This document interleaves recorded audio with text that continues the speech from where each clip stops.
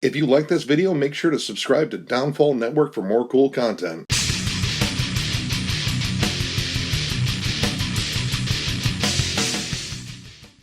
What's up, everyone? Thralls Metal here once again. I'm Necrotic Nick. And I'm Jammin John. And we have an album review for you. So on the 26th of June, Xibalba dropped their new album, Años en Infierno, which I believe translates to Years of Inferno, or Years in Inferno. I didn't do well in Spanish class. I didn't either. So, and that's going to be troublesome since all the titles are in Spanish. This comes out on Southern Lord Records. This is their fourth full length. They've been around since 2007 from Pomona, California.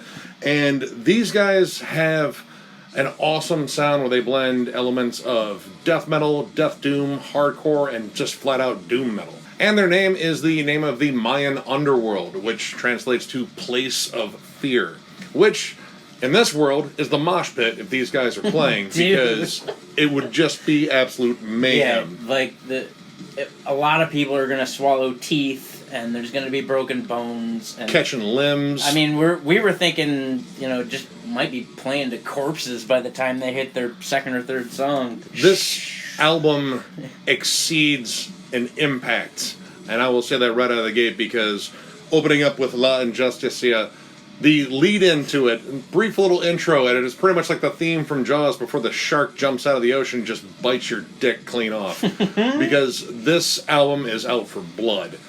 Heavy, groovy breakdowns, mixing that with flat-out death metal blast beats, and then hardcore stomps. And then doom. Yes, and it takes the heaviest aspects of all those already heavy things and somehow makes them heavier. The production on this album is intent to kill, I assume. It's just massive. Just, like you can feel the weight of the production of this album. The guitar tone is appropriately heavy and sludgy, very reminiscent of a band like Gatecreeper, which we're jamming right now because that was the closest thing we could think of that wasn't Xibalba. But there is a fierce nod to old school death metal, especially in that groove. Lots of Obituary, Bolt Thrower, Autopsy, all about that groove, and then throwing in like elements of hardcore. Like you can actually hear the distinct moments where it changes too. It's really cool. The band works really well together to present those changes. Santa Muerte, which Santa's dead, huge bummer. I'm over it though. But this song in particular actually showcases the transitions from like a up-tempo death metal section to an up-tempo hardcore section. You hear the riff change, and it changes more to like kind of a punk gallop. Yeah. And when these guys decide to bring in doom elements, my God, they excel. This album is loaded with breakdowns, kind of ranging from all over. You get some slightly metalcore ones, you get some straight up death metal ones, hardcore ones all over the place with those nice big tom hits, which I'm pretty sure those toms are about 4.5 feet wide. Yeah, dude, they're like Melvin-sized toms. But when they go death doom, they bring in really, really excellent guitar harmonies, very reminiscent of Paradise Lost, even Death, Hooded Menace. Yeah, Crowbar, even Gojira from like Mars to Sirius. At the end of that song, you even get those little token pick squeals across there. And the end breakdown on that song. Mother of God. There wasn't a breakdown on here that wasn't absolutely the heaviest moment on there, up until the next moment outdid it with its own heaviness. And that's pretty much the thing. Like, this album just keeps gaining steam. And this album is exceedingly good at building tension. Oh my God. They will tease you with the riff and keep leading in with some, like, punctuated tom hits. Like on the next track, Saka opens with this tribal drum beat that's very, very similar to, Soulfly and Sepultura's Radhamahata. It's actually an instrumental track, but it focuses on this tribal beat, where they incorporate not only the drummer, but actual other percussion. And it was really cool because the extra percussion opens it up, and then you hear the guitars come in, which, mother of God, those things are heavier than hell.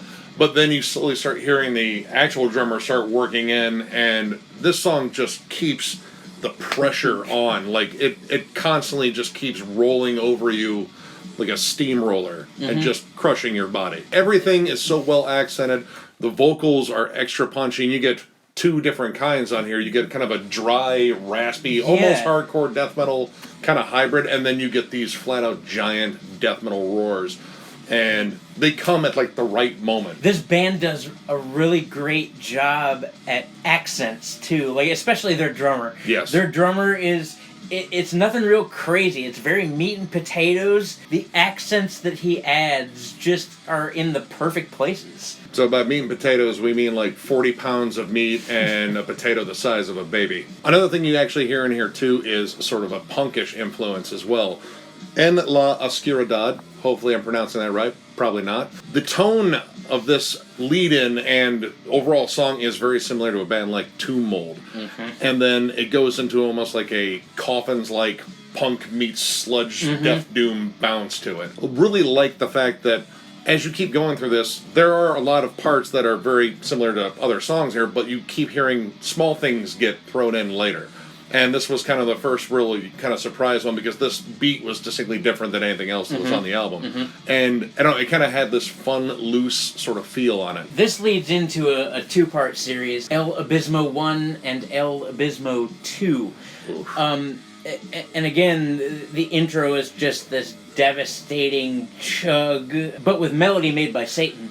Yes, 100%. Satan loves these melodies. They do really good with the build here, but when the build crescendos, it leads into this sweet ambient melody. Like, the drums drop out, the bass drops out, and it's just this beautiful ambient melody. I was fully prepared to get my dick kicked in again by another one of their songs, and it just changed gears. And it was really well done. It had kind of a post-metal feel, kind of like Neurosis. And in comes clean vocals as well, which I totally was not expecting. And the clean vocals were very well done. For a band like this that's mostly growl and heft, you wouldn't think that clean vocals would necessarily fit, or if they did them, they wouldn't be that well done because it's not their wheelhouse. But they harmonized well. They stayed on kind of a deeper register. They were very sullen, sorrowful. They really captured just flat out doom metal right there. Just depressive. Like, once again, this record is all about weight, too. Yes. Like, you can physically feel the energy of the weight. Just crushing. Yeah, yeah. And it was really cool to hear the change in tone of the album overall. Like, it went from hyper-aggressive beatdowns to sorrowful and introspective. It kind of reminded me a lot of Temple of Void's last album. Yeah. Just because they brought in some clean vocals and it was a big mood changer, but it added a lot to it. And part 2 pretty much continues that trend, except it opens up with like straight up hardcore. The Autopsy sound kind of came through on that one. And I was kind of expecting this one. I was like, all right, they're going to close real heavy. This was going to get kind of back to the formula, which was cool, but I felt like I was teased a lot of really cool stuff in the previous part. And then it shifts to an even prettier, cleaner melody. This one, I think they really just put in an amazing vocal performance on this one because the harmonies, the melody was catchy. Like, there's a legit hook here. It's not just all about beatdowns here. This is atmosphere as well. This time, like, they made that more somber moment into, like, still an actual part of the song, not just where drums drop out and there's some tom hits. Like, it was an actual just like slow doom groove. And then they capped it off with just flat out probably the heaviest death doom moment on here. And again, all kinds of breakdowns on here, but when they go full bore death doom, they seem like they're paying a lot more attention to the melodies, and man, do they craft some beautiful melodies. They're very dialed into their craft. Yes. Everything that you would want to hear from something like this, if you're looking for like a, sludgy doom, punch you in the balls thing, like this is everything you'd want to hear. There's no loss of energy at really any point on this. It's just a non-stop attack. And my God, it's just heavy, but it's immersive. Like, it's meat and potatoes, but there's a lot of nuance to it. Yeah. And these guys pretty much have their sound completely dialed in. Seems like standing in a hole that's slowly being filled by cement. Yes. And you're just going to get crushed by it. Yep. And then right before the cement reaches your head, they dump a bucket of tar on you as it continues to rise. And maybe some scorpions too, for good measure. Woo. Overall, I gotta give this 4.5 stars. This is an absolutely amazing album. It is brutal, but there were legit surprises on here. Like, I was legit shocked. Like, I looked at the speaker like it was doing something wrong. It was actually doing something right. So many good hooks on here, so many just beatdown moments. These guys have a penchant for groove and hooks and just a flat-out massive sound. This is going to be on my year-end list, without a doubt. Yeah. I can't believe you gave it 4.5. Now, I want to just say, right after we listened to this, the moment it was done, we listened to it again. Yeah. And, you know, we both ranted and raved about this record. Like I said, I physically felt this album.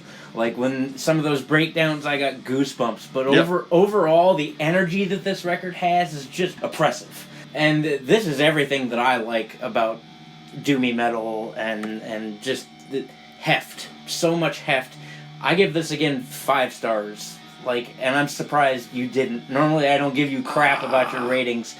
But I watched this dude geek out just as much as I did. But I'm stingy on the 5 stars, man. But this is as close. This might be a 4.75, but that doesn't exist on here. We just do 4.5. So in spirit, right? In spirit, it's 5. This is a kick-ass album. I can't wait to hear this in the car.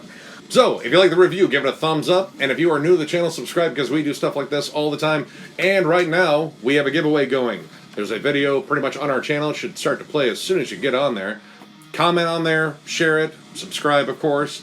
And you are in the running for a 5 CD bundle. And I'm not going to spoil it. I want you to watch the video, and I'm pretty sure you should get excited because there's some really cool picks in there. I won't tell you what's on it, but we are doing the giveaway to celebrate almost cracking 2,000 subscribers. And when we hit 2,000. And when we hit 2,000, that's when we give away these CDs. I'm beside myself still. Like, thank you. Yeah, thank you for guys. getting us this far. We appreciate it. We're happy to do this. Obviously, we love it. So, yeah. Yeah, thank you. You guys take care.